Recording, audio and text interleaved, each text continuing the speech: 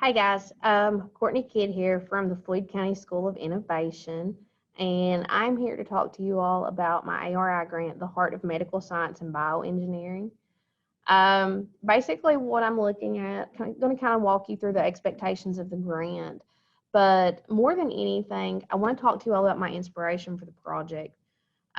Just this year, after 14 years of teaching, I was kind of thrown into a new position. I was very open to accepting it. But after 13 years of teaching straight biology and life science courses, I was actually introduced to engineering this year. I did multiple trainings, but more than anything, I cannot express you all how much I'm enjoying it. It has made teaching fresh for me again, and that's something that I think is transferring really well to my students. This particular grant is designed to be like an introduction to medical science and like biotech, basically getting my students real life analogies and like medical related research that they can actually reference in for future careers, but basically helping them make the connections that they're not quite sure about just yet, especially between engineering and biology courses. The purpose behind this, I want my students to have an understanding that medical biology is a wildly growing field. Biotechnology in general, medical technology and medical engineering, the career options are skyrocketing right now. So just being able to expose students to different things other than just nursing, other than just being a doctor, or other than just being an engineer. I wanted them to see how these different fields could connect, and basically introduce them to job markets and ideas that they may not know exist just yet. If you look at the list of items that I purchased, one of the things that you will notice is the fact that I did purchase a lot of supplemental materials like models, EKG books, EKG cards, pulse ox readings, simulation glasses for visual impairment. But I was kind of intentional about the items that I did pick to purchase with this grant because I wanted to make sure that they coincided with things that I already had. For instance, like my vernier lab equipment. I am a huge advocate for getting that technology in students' hands. So you're going to see some of that and how that intertwines with these activities as we go. With the activity, the big idea and kind of what I had to resolve and work around this year was the fact that for the majority of the year, we have worked from a hybrid model or a completely virtual model with our students.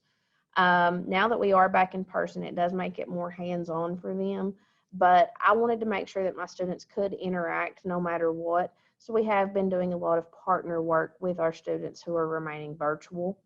And again, I just wanted to be able to bridge the content that I was teaching to be able to make it accessible for them. So when they are assessed on topics like health sciences and pathways and careers, and they actually have that data analysis, they have something to reference back to. I have used a series of PBL tasks to do that, to actually assess their learning throughout this grant. In this particular slide of pictures, you can see my intro to med science students working with resting blood pressures and active blood pressures. We also did resting and active heart rate. And we also pulled out the pulse oximeters from the grant that we had purchased so they could kind of just get a measure of different aspects like blood gas, blood pressure. And I actually did this as an introductory activity. I didn't want the students to be too engaged in the unit yet. I wanted them to be more of an investigative approach to like, why does my blood pressure do this when I run? Why does my heart rate level out so quickly compared to another student's? So again, we use this as an investigation. And if you look in the picture, some you can see they have their computers there where they had partnered with virtual students as well. But this is one of the activities that we funded through this grant. You'll notice a lot of the same students in some of these pictures, again, because this is in my Intro to Med class. The students that are in these pictures are completing patient urinalysis. They were given 3 sets of data for 3 known samples.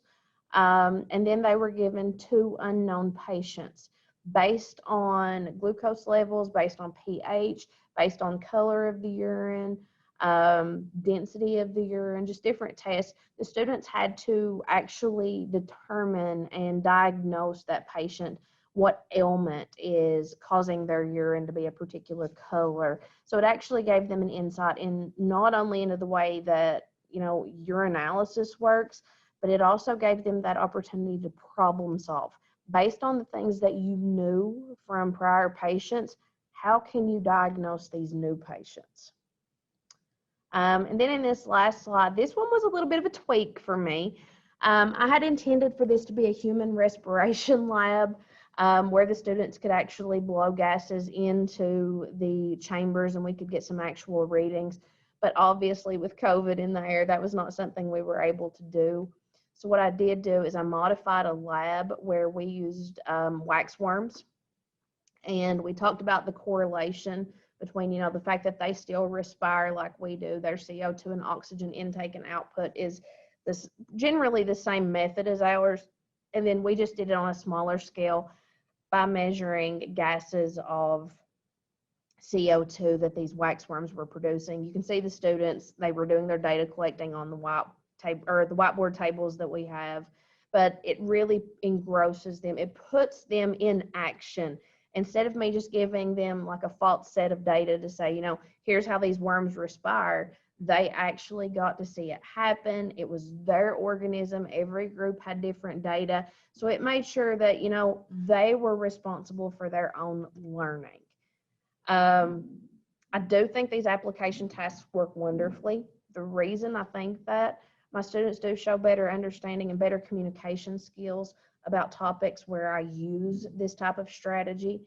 In my personal goal, I fully think the purpose of this grant was met. It's something that is going to be sustainable. It's something that I can do from year to year. I will mention like the visual impairment glasses, for instance, because we are just getting back to face-to-face a couple of weeks ago. We have not made it to use those yet. That's actually a part of our diabetes unit that's coming up. But again, they're still going to be able to have that tangible hands-on evidence. The only reason we didn't quite make it there is because of that visual setting. I couldn't quite ask them to put glasses on when they weren't here. So even though there has been some slight modification, I am thrilled with the impact that this has had on my students. And again, like I said, this is definitely going to help them make the real life connections to things that they may have been kind of unsure about before. If you have questions about the grant or kind of what I was planning with it, please feel free to email, ask, reach out to me at school somehow. And to all of you, thank you so much for funding this opportunity for my students. You all have a great day, and I appreciate your time. And I hope to see all of you soon. Have a good day.